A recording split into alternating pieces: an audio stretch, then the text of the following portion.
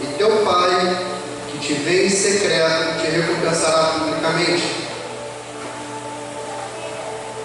E por muito tempo eu li isso de uma forma, e recentemente eu comecei a entender isso de uma outra forma. Então vamos analisar aqui passo a passo desse versículo, que eu separei em 5 partes. Mas tu, quando orares, entra no teu aposento. A gente tem o quê? Oração e lugar. Tu, quando orares, entra no teu aposento. Fechando a tua porta, ora ao teu Pai que está em secreto. De novo a gente vê oração e a gente vê paternidade. Ora ao teu Pai que está em secreto, teu Pai que te vê em secreto e recompensará publicamente. Ou seja, há o secreto e há a recompensa pública. Logo nós temos 5 partes: o lugar, o ambiente, o aposento, a oração, que é a confissão e busca, o Pai, que é a paternidade estabelecida de Deus, o secreto, que no caso seria a preparação, o local de você gerar algo, e a recompensa pública, que é a manifestação de todo esse trajeto. Então, ao longo disso, eu vim estudando um pouco e o quanto isso é necessário nos dias de hoje. Hoje a gente tem visto o quanto o secreto ele tem sido falado nas igrejas como uma forma de devoção e adoração. O secreto ele tem sido falado como uma forma de simplesmente um local de busca e refúgio. Não que não seja, mas também não é só isso. O secreto ele envolve muito mais do que você só chegar ali, orar e sair. O secreto ele é muito mais do que você chegar e chorar e falar um monte de palavra bonita para Deus e depois você sair. O secreto ele é composto dentre esses 5. O primeiro, lugar e ambiente. O ambiente que a gente fala é um ambiente que você está gerando, não é um local físico. Hoje, quando a gente para ouvir a palavra ambiente, muitas das vezes a gente ouve o ambiente como um local estabelecido, como 4 paredes. Quando as pessoas falam, não, vamos gerar um ambiente, fala de algo muito espiritual. Mas deixa eu te falar um negócio, a gente não pode gerar nenhum ambiente físico ou espiritual. A gente simplesmente manifesta aquilo que o relacionamento, o secreto já fez. É isso aí. Então o ambiente é muito mais do que você estar ali, você sentir um arrepio. Quando você clama, você dá um berro, você sente aquele arrepio, você sente aquele entusiasmo. Quando você chega, você fala, meu Deus, que sensação maravilhosa. Esse não é o ambiente. Exato. O ambiente é o local onde você é separado em você mesmo e você é levado ao crescimento por Deus. O ambiente é aquilo que você tem dentro de você que faz assim, não, agora a gente vai além. O ambiente é aquilo que você tem dentro de você que fala assim, não, esse é o próximo nível. O ambiente é aquilo que você tem dentro de você que fala assim, não, é isso aqui agora que Deus tem para mim. Porque é no ambiente que você tem um relacionamento com o Pai. Então é no ambiente que você é preparado, é no ambiente que você é gerado, é no ambiente que você tem suas direções, é no ambiente que você é consignado ao destino. Isso aí. Então o ambiente ele não é só algo que a gente fala, meu Deus, que sensação incrível, eu começo a chorar, eu começo a me arrepiar. Não. O ambiente é quando eu chego no meu quarto, peço as direções, Senhor, o que é isso, o que eu devo fazer, qual o planejamento para o meu próximo ano, qual é o planejamento para o meu futuro, o que é isso, o que é aquilo, Pai, o que eu devo fazer com os meus dons, Pai, o que eu devo fazer com a minha vida, o que eu devo fazer com o meu trajeto. A minha trajetória depende da minha comunhão no meu ambiente, porque é o ambiente que eu manifesto. É isso que eu trago para fora, é isso que eu trago à existência. Então eu não posso trazer algo à existência que eu não vou gerar em relacionamento com Deus. Então a gente tem visto que o ambiente não é só esse aconchego espiritual que a gente sente nas igrejas, não é só esse arrepio, essa falação, e sim uma preparação daquilo que Deus tem para nós. Em segundo lugar, a gente tem a oração. também é confissão e busca. A oração é o mais completo meio de comunicação com Deus. Porém, a oração não é só uma conversa ou palavras cantadas, mas sim uma expressão. Quando a gente chega para orar, a gente começa a designar palavras e falar muito, falar muito, falar muito. Pelo menos eu sou assim. Eu costumo me policiar muito. Eu chego e trago palavras em cima de Deus. E Ele realmente, Ele serenamente me fala no ouvido: filho, calma, ouve. A oração ela não é um meio de comunicação. Você não está se comunicando comigo se você só fala. Me ouve. Fala um pouquinho, me ouve um pouquinho. Entenda aquilo que eu tenho para você. E nisso tudo a gente começa a entender o sentido daquilo que é a voz de Deus. O sentido daquilo que Ele tem para a gente.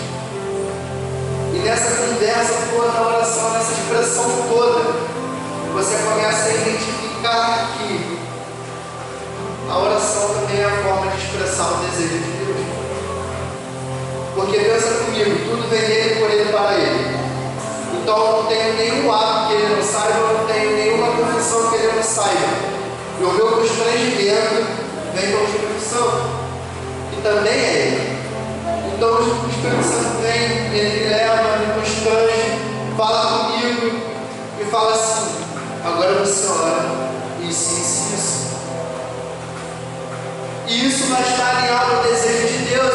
No momento que eu me alinho ao desejo de Deus, eu começo a entender que eu estou obedecendo um propósito, porque eu me alinhei às minhas orações, os meus desejos ao coração de Deus. Então eu começo a gerar e a fazer aquilo que Deus tem para mim. Eu começo a fazer aquilo que Ele quer, eu começo a fazer os desejos do coração dele, então eu começo a manifestar o que Ele tem como reino. E a partir do momento que a gente começa a ouvir a voz do Espírito Santo, a gente começa a ouvir a voz de Deus, a gente tem plena consciência daquilo que a gente é e qual é o desejo dele para a gente. E se a gente para pensar, a oração é definida na voz e no falar. A voz e no falar tem um único aspecto: o som, que é definido por vibrações. Seja ela recorrida em pequeno espaço, grande espaço, sempre vai haver vibrações naquilo que você fala e sempre vai haver algo que se reverbera, ou seja, aquilo volta para você. Então, quando você gera um som para Cristo, Ele gera um som sobre você. E a voz de Deus é a melhor voz possível, porque é a única voz criativa. Porque a voz de Deus é a voz que fala, a voz de Deus é que falou, haja luz e houve luz. A voz de Deus é que falou, separa os céus e terra, e foi separado os céus e terra. A voz de Deus é aquela que determina o futuro e passado, porque Ele é alfa e ômega, Ele início e fim.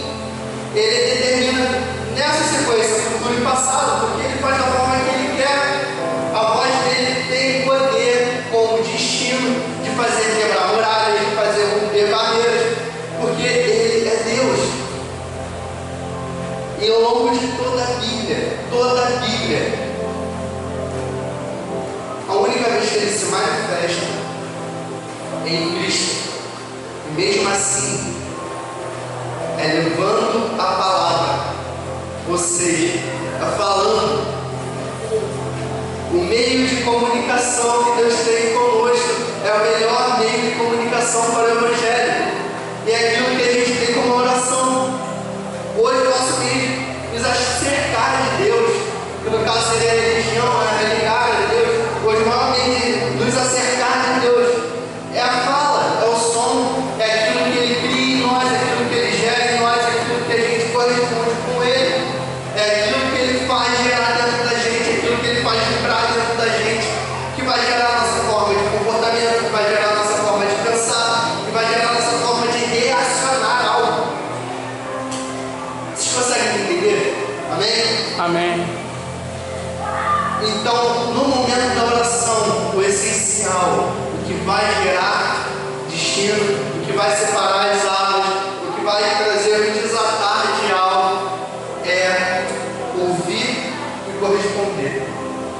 obediência à voz de Deus. A manifestação dos filhos maduros é o que a criatura mais deseja hoje. Porém, o filho maduro é aquele que ouve a voz da sua paternidade e obedece. É aquele que ouve a voz de Deus, discerne obediência, discerne seguimento, obedecendo tudo aquela palavra. É aquela que guarda os mandamentos do seu coração para não pecar, é aquela que guarda os fundamentos de quem ele é. Então, sim, o amadurecimento dos filhos, a manifestação dos filhos de hoje, vem pelo ouvir e do ouvir ao obedecer. É a forma de correspondência ao plano de Deus. Então, se a gente começa a obedecer e a entender o que ele fala sobre nós, a gente entra no campo da paternidade, que é o terceiro tópico. Falamos sobre o lugar, o ambiente, falamos sobre a voz de Deus nos sons. E agora vamos falar sobre a paternidade. Porque quando você começa a obedecer, você começa a criar um vínculo paterno com Deus. E a paternidade é o que vai nos dar fundamento e preparação para seguir o propósito. A paternidade é o que prepara o caráter e dá estabilidade para o futuro.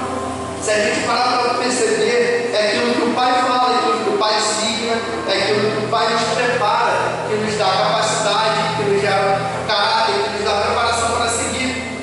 É quando o Pai fala, não vai ali porque você vai se machucar. Ele te gerou o fundamento de você não ir porque você vai se machucar. Quando o Pai te dá uma direção, vai ali porque você vai ser bem sucedido. E você vai, você é bem sucedido, porque você está indo debaixo de uma direção. Então a paternidade nada mais é do que um fundamento. Quando a gente traz o apostólico, não tem como trazer também a paternidade, deixar de fora a paternidade. Temos que trazer também ela, porque a paternidade ela é tudo que vai gerar o fundamento e estabilidade. Isso aí. Por mais que seja profético de enviar, porque a paternidade nunca prende você, ela sempre te prepara no envio. Mas só que o fundamento e o crescimento vem do apostólico, vem da paternidade. Porque é aquilo que vai te fazer crescer, é aquilo que vai te estruturar, é aquilo que vai formar o seu caráter, é aquilo que vai montar a sua visão, é aquilo que vai trazer para a sua visão e discernir o que é a vontade de Deus e o que não é.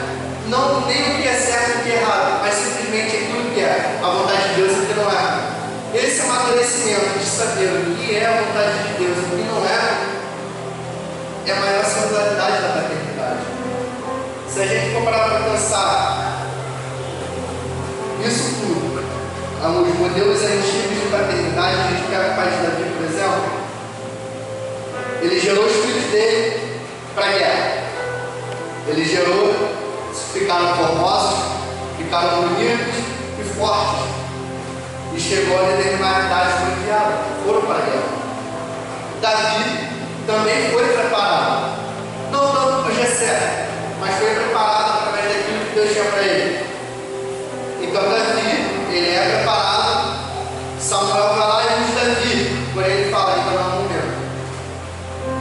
Por mais que você tenha direcionamento, sem a estabilidade da paternidade, você não chega a lugar nenhum. É verdade. Você precisa passar por cada caminho, por cada etapa, com a paternidade fazendo aqui, ó, não, é isso, é isso, é isso, é isso, é isso, é isso, para que você chegue com esse ao destino. É como se a paternidade ela fosse um Waze sofisticado com amor e carinho, porque ela vem, ela te educa, ela te faz crescer, mas só que sempre te direcionando ao local que você tem que chegar. E vai chegar a um determinado ponto que você não vai ter mais ela. Você vai crescer e ela vai te enviar. Porém, na sua trajetória e naquilo que você faz, a sua paternidade não impacta, porque é aquilo que te formou. Então, o seu caráter ele nunca é esquecido, ele continua fazendo você avançar. Porém, o seu caráter foi gerado pela paternidade. Então, sim, a paternidade ela está com você hoje e vai estar amanhã também. Mesmo que você seja enviado, mesmo que você fique, a paternidade de Deus sempre vai te acompanhar. E não só de Deus, os nossos líderes também. Porque eles sempre vão gerar algo, eles sempre vão estar mostrando a direção. E Então essas direções, mesmo que elas sejam cumpridas, a paternidade sempre vai nos acompanhar, porque é ela que nos leva a isso. Aleluia. Amém? Amém. No quarto ponto nós temos o secreto.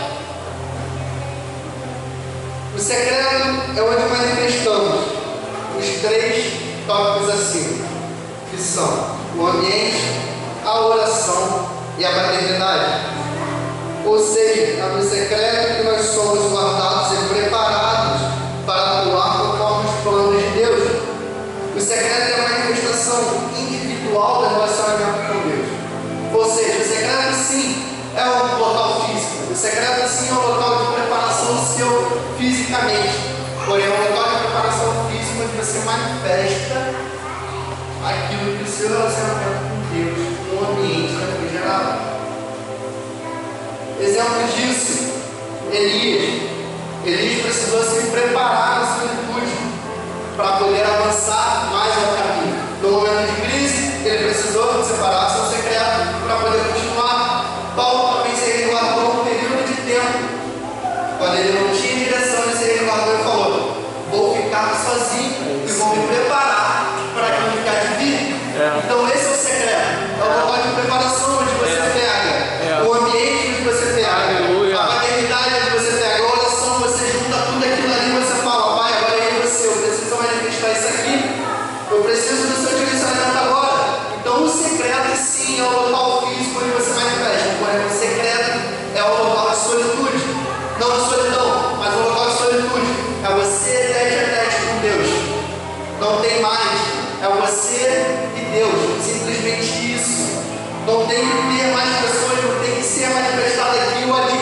É simplesmente você falando desnudamente: Deus, esse sou eu, o que eu preciso fazer? Qual é a sua direção a partir daqui? Qual é a sua direção a partir daqui? O que eu devo fazer a partir daqui? E agora o que eu faço? Esse é o momento de preparação, esse é o momento de capacitação, esse é o momento que os apóstolos viveram em Atos 2, que eles se separaram entre eles e aguardaram a manifestação de Deus. E eles geraram aquilo ali, eles prepararam aquilo ali, até que houve a manifestação e houve resposta. Houve 5 mil convertidos e houve propagação do Evangelho da Ásia, a partir da separação dos apóstolos. O quão importante isso é de impactar o continente. Imagina a nossa vida. A partir do momento que a gente entende que a separação e a solitude, ela gera algo além daquilo que a gente é, ela gera algo além daquilo que nós somos. A solitude, ela gera algo a mais quando aproveitada com êxito, quando com Deus.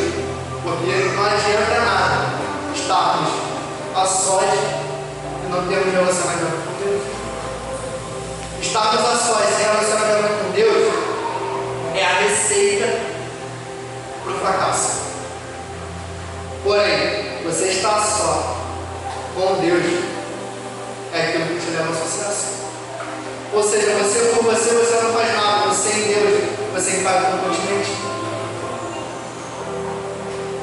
E ao longo disso tudo, através disso tudo, vem a recompensa pública, que é o 5 tópico, que é o 5º tópico, que é a manifestação ordenada dos planos de Deus. É quando eu pego tudo isso que eu gerei, é quando eu pego a minha preparação, eu falo assim: beleza, pai, é agora que eu vou manifestar. É quando o testemunho seu impacta na vida de uma pessoa, é quando o testemunho seu impacta na vida de alguém, é quando o testemunho seu faz a pessoa mudar e falar: caramba, é isso. É quando o testemunho seu, quando aquilo que você vive faz a pessoa retroceder e falar: beleza, eu posso recomeçar a partir daqui. É quando o testemunho seu mostra para uma pessoa que é uma saída. Essa é a recompensa pública, não é a recompensa financeira, não é a recompensa de status, mas é a recompensa que a partir desse momento você tem a capacidade de mudar vidas através daquilo que você está manifestando. Não que você está gerando, mas que você está manifestando. O período de gerar passou, o período da recompensa você só manifesta. No período da recompensa, quando você extrai aquilo que você tirou do seu secreto, quando você tira de você tudo aquilo, através de uma oração, as pessoas se convertem, as pessoas voltam a Deus. A partir do momento em que de uma oração, as pessoas falam, cara, eu preciso mudar. É quando você mostra Deus através de suas vidas.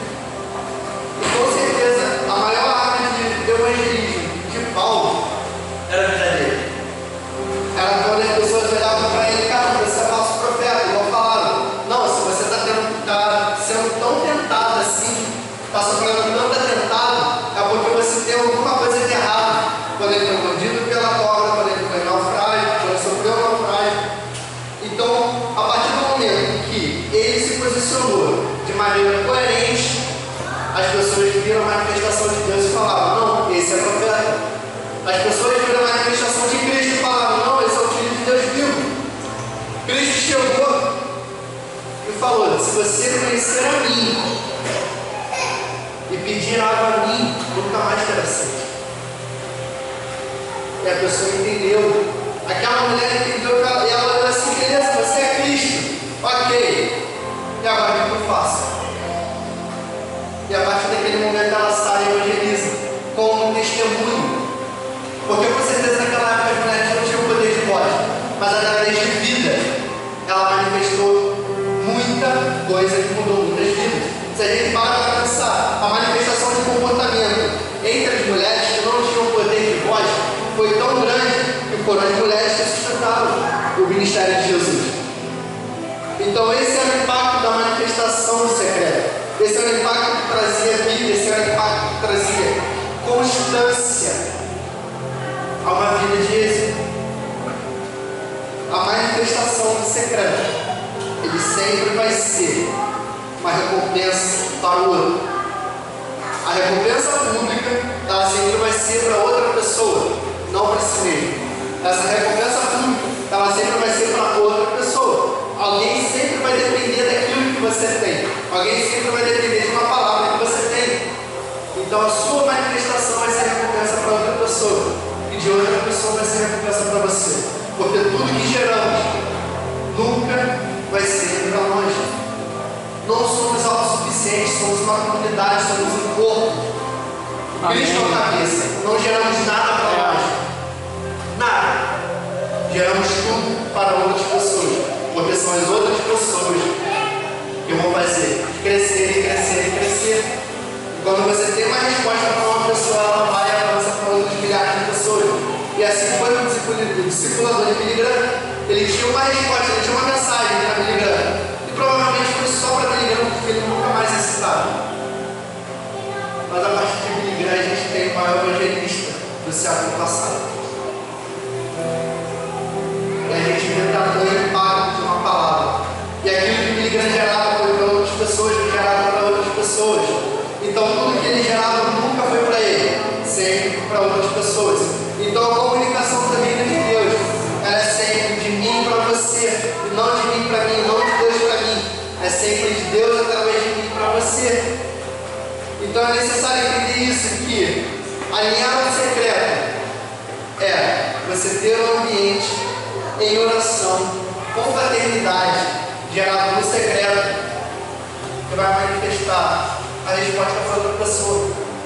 Chega a ser engraçado, né? Você já investiram para você, você faz as coisas para você faz tudo para você. No final, a recompensa de outra pessoa. E é assim que Deus é. Como corpo, precisamos entender que nada é para mim, não podemos ser egoístas. Tudo que eu gerar e tudo que eu falar sempre vai ser para outra pessoa. Esse é o segredo do secreto. Manifestar na hora certa e para outra pessoa. Porque isso vai ativar o destino dela, assim como o seu foi ativado. Amém?